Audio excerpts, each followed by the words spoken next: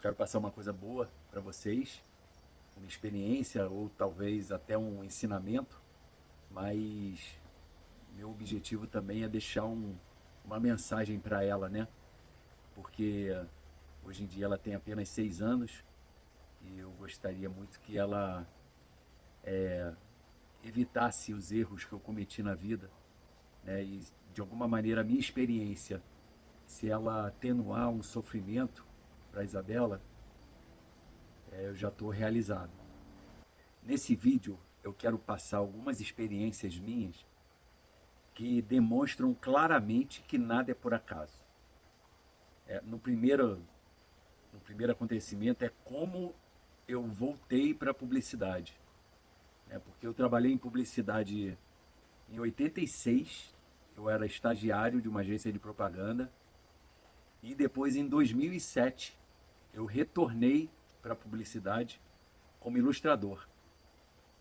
E isso foi incrível, porque em 2005 eu trabalhava no Viva Rio e houve aquele tsunami, né?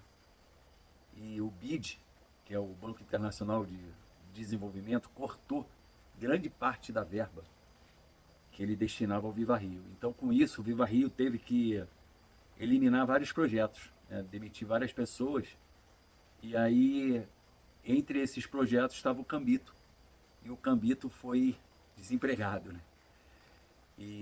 Mas aí eu continuei como voluntário, né? Eu continuei fazendo as tirinhas do Cambito e recebia um valor simbólico assim na época, só para manter as tirinhas no site, e continuava lá trabalhando, né? Eu, eu entrei no Viva Rio como voluntário e a minha saída eu permaneci um períodozinho, né, como voluntário também. Inclusive tem um grande amigo meu, um cara que eu gosto muito, Flávio, e ele trabalhava lá, né?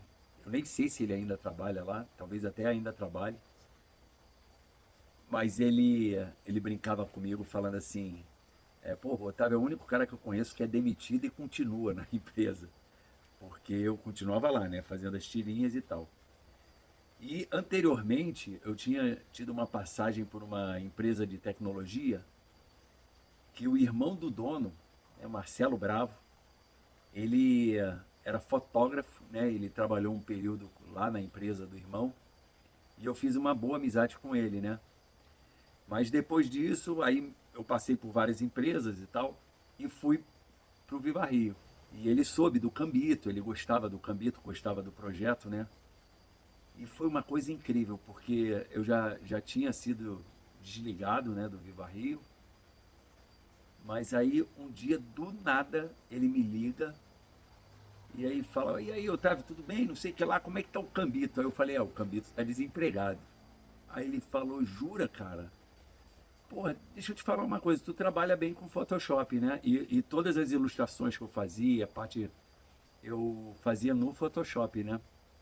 No Corel, né? Illustrator e o Photoshop. E aí eu falei, trabalho, Marcelo e tal. Aí ele falou, porra, cara, eu conheço muita gente de publicidade. Então, assim, e ele era fotógrafo, né? E depois da fotografia tinha que ter a manipulação, né, da foto no Photoshop para dar aquela realçada e tal. O que hoje em dia se faz em qualquer aplicativo de filtro. Mas naquela época tinha que utilizar o Photoshop, né? Aí ele chegou e falou, pô, tu estaria interessado em trabalhar manipulando as fotos e tal, dá um dinheiro legal. E eu sempre trabalhei muito, sabe, gente? Eu nunca tive medo de trabalho e sempre corri muito atrás. Aí eu falei, pô, Marcelo, te agradeço, cara, se você me indicar. Aí, não, tem um cara que é nota 10, cara, que é o Bernardo Romero, que se tornou grande amigo meu. Ele é um cara assim, se for ranquear assim, as pessoas mais especiais assim que passaram pela minha vida. Porque hoje em dia eu vejo as pessoas assim por nível de evolução. Entendeu? Tem pessoas que você enxerga que a pessoa já está em outro nível de evolução e tem pessoas que ainda estão no início da caminhada. E o Bernardo, cara super gentil, gostava muito de ajudar as pessoas, né? Até hoje deve gostar, né? Porque acabou que eu perdi o contato com ele também. Mas aí ele chegou e falou, pô, o Marcelo, né, chegou e falou, não, vou te apresentar um diretor de arte que é muito nota 10. E aí ele te contrata. Aí deu assim uns 5 minutos e o Bernardo me liga, né? Ah, Otávio, o Marcelo falou que você trabalha com Photoshop e tal. Você tem algum portfólio, alguns trabalhos e tal, para você me mostrar? Aí eu falei, pô, Bernardo, eu tô há 5 anos aqui no Viva Rio e eu fiz um portal, né, de um personagem infantil que se chama Cambito e todo o portal foi feito no Photoshop, né? Eu, eu faço a manipulação das imagens e tal no Photoshop. Aí ele chegou, então beleza, me passa o URL aí que eu vou dar uma olhada no site. Aí rapidinho ele me ligou de volta, aí falou, pô, Otávio, tu não é, porra, cara, tu não é manipulador de foto, cara, você é ilustrador. Inclusive agora, eu tô com um trabalho, na época ele trabalhava na Contemporânea, uma agência do Rio, né? Aí ele falou, inclusive eu tô com um trabalho pro Flávio Canto, né? Aquele judoca medalhista olímpico. Ele tem um projeto na Rocinha que se chama Projeto Reação, né? E foi engraçado, porque ele falou assim, aqui na Contemporânea a gente não tem verba, é uma ação voluntária da agência, né? Uma ação filantrópica, né? Altruísta da agência, então eu não tenho verba para te oferecer. Agora seria a maneira de você entrar no mercado, porque o mercado publicitário ele é bem fechado, né? As agências não gostam de arriscar com pessoas novas, né? Tem um grupo que atende praticamente todas as agências. Aí, pelo menos era assim no meu tempo, né? E aí ele chegou, não, mas isso daí seria a maneira de você apresentar o seu trabalho, né? E, e aí eu falei, então tá. Porque o trabalho do Flávio Canto era para ilustrar uma favela. E o Cambito, ele era um personagem da favela, né? Então, pô, foi uma coincidência assim. E o Marcelo ter me ligado naquele momento, depois ele nunca mais ligou. Ele ligou só para fazer essa ponte. Isso é outra coisa que eu acredito muito. Deus usa as pessoas assim no momento certo. Às vezes você precisa escutar uma palavra, uma atitude de alguém e claramente Deus usa uma pessoa para fazer esse trabalho, né? E aí eu fiz a ilustração, foram 3 ilustrações e, por sinal, foram as ilustrações que eu obtive mais sucesso na minha carreira inteira de ilustrador, né? Chegou a ser finalista em Cannes e com isso alavancou a carreira do Bernardo, a minha também. Eu comecei a fazer trabalho para várias agências e, e aí, assim, nitidamente o Marcelo entrou ali na jogada só para fazer o link e acabou que deu tudo certo. Eu voltei para a publicidade e trabalhei muitos anos, uns 10 anos, assim, trabalhando com várias agências. E o outro caso, que foi muito interessante, aí já foi em 2007, mais ou menos, que eu entrei, eu mantive meu trabalho na publicidade, porque eu era freelancer, né? Eu trabalhava para as agências, e eram trabalhos assim esporádicos, né? Eles me ligavam e tal, eu fazia ilustração e então assim me dava uma flexibilidade de tempo muito grande. E aí eu tenho 2 grandes amigos americanos, né? Porque em 2001 eu fiz parte de uma startup, né, de internet e um deles, são 2 americanos, o Jimmy, ele era funcionário dessa startup que eu acabei me tornando sócio, né? Esse é outro fato curioso da minha vida, porque ele era meu funcionário e aí em 2007 o irmão dele, o Danny, né? Hoje em dia ele está até lá em Taiwan, tá também com uma startup também. Eu gosto muito dos dois. Aí o irmão dele entrou numa sociedade, numa empresa de tecnologia também de internet e me chamou para ser funcionário, entendeu? Então assim, eu fui chamado pelo irmão de alguém que foi meu funcionário. Isso é prova que eu fui um bom patrão, né? E quem contrataria o patrão para ser funcionário. Então isso me traz uma grande alegria e eu mantenho contato com eles até hoje. Eles são muito amigos meus.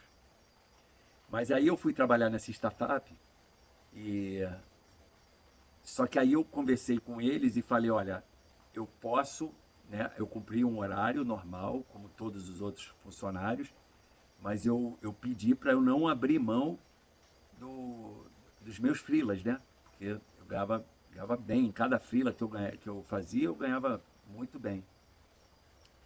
E aí o pessoal falou, ok, pode manter teus... Era até bom, porque dava uma autoridade assim, porque eu fui contratado para ser designer das páginas e do projeto em si, né? Junto com o Danny, né? O Danny era o tipo diretor de arte e eu estava abaixo dele, né? Então, eu comecei a trabalhar lá e fazer meus freelas por fora. Aí, essa época foi uma das épocas que eu ganhei mais dinheiro, assim. Eu ganhava muito bem. E aí, no Natal, eu já vinha ajudando, né, fazendo trabalhos sociais no Santa Marta, né, que é a comunidade lá em Botafogo, no Rio de Janeiro, no qual eu tenho queridos amigos lá, que depois eu vou fazer uns vídeos a respeito das minhas histórias lá na favela, que são histórias assim de uma grandeza, assim, eu presenciei já tanta coisa bacana, sabe? Coisas tristes também, mas eu presenciei tanta coisa de correção de caráter que isso eu também vou passar em outros vídeos, né? E aí eu liguei para o Zé Mário, que é o presidente da associação lá do Santa Marta, um cara que é um irmão, né? Eu até não tenho falado muito com ele, porque eu me mudei do Rio de Janeiro, mas é um cara que eu gosto bastante e, assim, sou fã. Eu acho o Zé Mário, ele é como se fosse um Mandela, entendeu? O que esse cara já salvou de criança, de entrar pro crime, o que esse cara já suportou de barra pesada. Então, eu acho esse cara um herói. Eu tenho muito orgulho de ser amigo dele. Depois também, quem sabe um dia, né, se esse canal fizer sucesso, eu posso até convidá-lo para fazer parte de uma... Porque ele é um cara, assim, de histórias incríveis, né? E aí eu liguei para ele e falei, pô, Zé, eu tô sem tempo, para variar, eu tava trabalhando que nem um louco, né? Tô sem tempo, mas eu queria ajudar, né? Que eu ajudava sempre. Geralmente eu ajudava no Natal, no Dia das Crianças, né? De Páscoa também, já fiz muito trabalho lá na Páscoa. E eu queria ajudar de alguma maneira, Zé, como é que a gente pode fazer e tal. Aí ele falou, pô, vamos fazer um torneio de futebol, porque durante muito tempo ele dava aula de futebol para as crianças lá no morro, né? Vamos fazer um torneio de Natal de futebol. E aí eu falei, pô, o que as crianças estão precisando e tal. Lá eles me chamam de Cambito, né? O nome do personagem, né? Aí, pô, Cambito, a gente está precisando de chuteira, cara. Tem muita criança que treina descalça. Aí eu falei, porra, Zé, faz o seguinte, cara, pega a relação do nome das crianças e o tamanho das chuteiras que eu vou providenciar isso. E aí a gente combinou também de comprar uns troféus assim, comprar medalha e tal, e para fazer um torneiozinho, né? Um torneio de Natal. Aí isso foi muito impactante na minha vida, porque foi uma mensagem de Deus também. Que aí ele deram 37 crianças, né? 37 chuteiras que a gente comprou. E aí deu R$ 1.700, né, o valor. As chuteiras e os troféus e as medalhas e tal, tudo deu R$ 1.700. Isso em 2007, né? E aí um outro amigo meu também, que aliás foi o cara que me conduziu para Santa Marta, né? Porque ele trabalhava lá no Viva Rio e ele falava, pô, Otávio, pô, faz alguma coisa lá no Santa Marta e tal. Aí que é o Guedes, que é outro cara que eu tenho como irmão também. E aí o Guedes foi lá no centro, na Rua da Carioca, onde tem os preços melhores e tem umas lojas de esporte. E aí ele comprou 37 chuteiras, né? Os troféus e deu R$ 1.700. Eu no telefone com o dono da loja, eu peguei a conta do cara para transferir o dinheiro para ele, né? Isso tudo do trabalho, né? Não podia sair do escritório. Aí transferi o dinheiro para ele e ele foi com as chuteiras. Eu vou falar uma coisa para vocês. Deu assim 10 minutos. O Gafa, que é um diretor de arte também, eu não me lembro qual agência que ele estava, mas eu acho que ele estava se eu não me engano, ou foi, eu vou chutar, tá, gente? Depois qualquer coisa me perdoem. Mas ou foi a W Brasil ou então a África, né, do Nizango Anais. E aí ele tinha mudado porque os diretores de arte eles mudam muito de agência, né? Eles ficam. Aí ele tinha mudado para São Paulo e tava, né? E essas duas agências são as maiores do Brasil, né? Pelo menos eram naquela época. E aí ele me encomendou 3 ilustrações que, que o valor total foi R$ 17.000. Mas assim, foi questão de 10 minutos, cara. Uma coisa muito doida. Sabe o que é isso, cara? Isso é o dízimo ao contrário. Eu fiz uma ação, né?